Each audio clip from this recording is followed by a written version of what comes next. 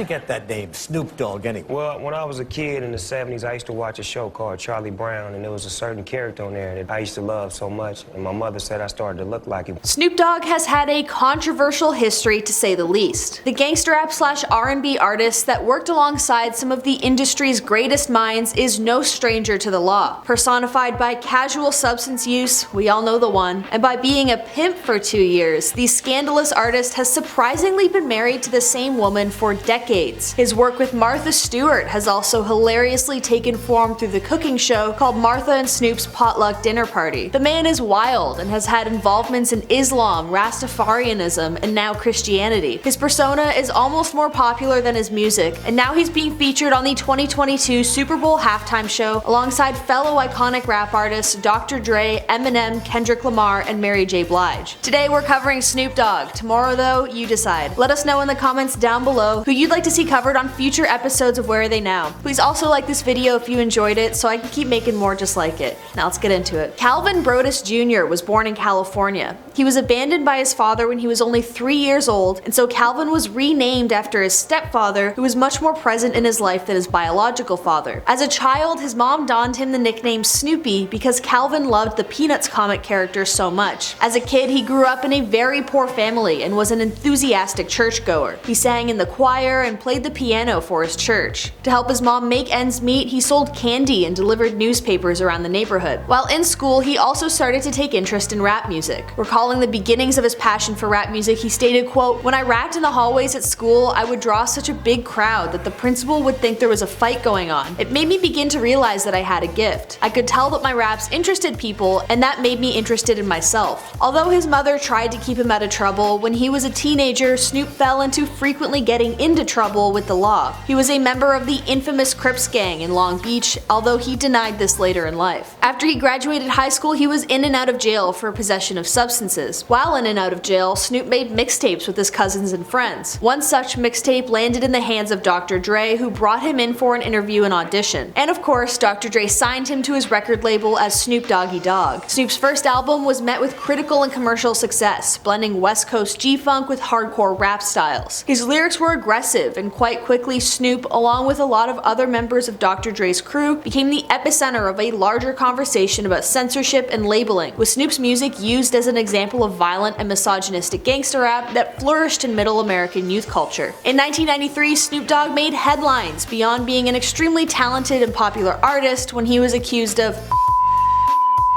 3 years after the trial came to light, Snoop was acquitted of this charge. This acquittal changed his life around, and Snoop largely credits it as a moment in which he decided to calm down and change his lifestyle. He didn't want to continue living the gangster lifestyle because he felt that continuing this behavior would either result in his assassination, like with Tupac or Biggie, or a prison term. Speaking of Tupac, the last song he ever did was a collaboration with Snoop, which they recorded in the studio only 6 days before he was fatally shot. The death of his friend, along with his near brush with incarceration, marked a shift in Snoop's musical style. Instead of the hard, aggressive rap that was his previous albums, he leaned more into the funk aspect of G-Funk and approached it with a much softer tone. The album he created in this style didn't do as well as its predecessors, but he began appealing to a different type of audience. Snoop even performed at Lollapalooza, a music festival that features mainly alt-rock, and the audience formed a small mosh pit, something the artist has never experienced before during his performance. The records that Snoop created following this shift to a softer aesthetic slowly gained in traction, and upon the release of the track Drop It Like It's Hot, Snoop cemented himself the #1 spot on the Billboard 100, a first for the artist. In the early 2010s, he also featured on more pop-driven artist songs, including Katy Perry with California Girls and the Gorillaz with his Plastic Beach album. He also went through a short stint of being referred to as Snoop Lion, where he became interested in producing reggae tracks. He released a few albums under that name that achieved moderate success before he changed his stage name back to Snoop Dogg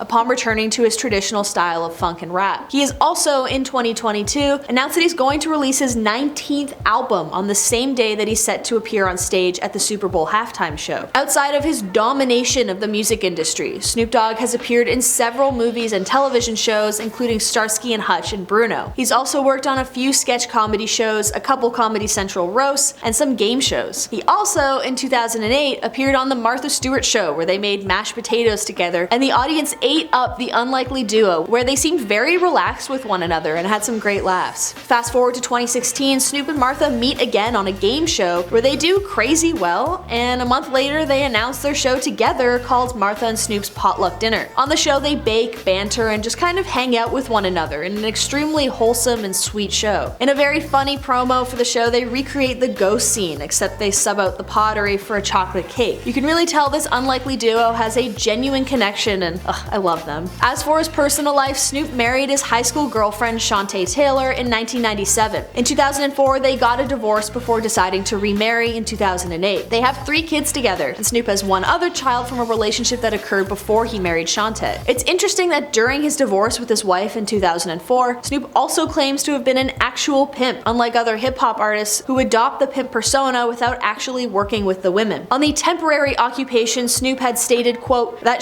was my natural calling, and once I got involved with it, it became fun. It was like shooting layups for me. I was making them every time." That being said, in an interview I watched, apparently the reason why he gave up pimping after only 2 years was because he fell in love with a woman he was pimping out. He never mentions her name, nor does it seem like they had any sort of relationship, and I mean, let's be a little honest with ourselves. It seems like Snoop's stint in pimping may have been more so just to say that he did it, especially considering he was an internationally recognized celebrity by the time he started doing it. It was probably just so he could say he did it and separate himself from the artists who called themselves pimps without ever having lived the lifestyle. As for Snoop's involvement in religion, well, it's complicated. Snoop grew up a Christian and regularly went to church with his mom. Then in 2004, it was reported that he converted to Islam. He donated $1,000 to the Nation of Islam and made an appearance at their holiday, Savior's Day. Then in 2012, Snoop claims to be born again and converts to the Rastafari movement. This is also around the same time that he changed his name to Snoop Lion and began working in the reggae scene. Also during this time, Snoop claims that, quote, "I have always said that I was Bob Marley reincarnated," which isn't really relevant at all. I just thought it was kind of funny, especially given that Bob Marley died when Snoop was already 10 years old. Then in 2019, after releasing the album Bible of Love, Snoop states that he is a, quote, born-again Christian who has, quote, always referred to his savior Jesus Christ in most of his records. And that seems to be where he is today. So far, he's still a Christian. And now Snoop is set to perform on one of the largest stages in the world in the Super Bowl HalfTime show alongside Dr. Dre, the man who helped instigate his career,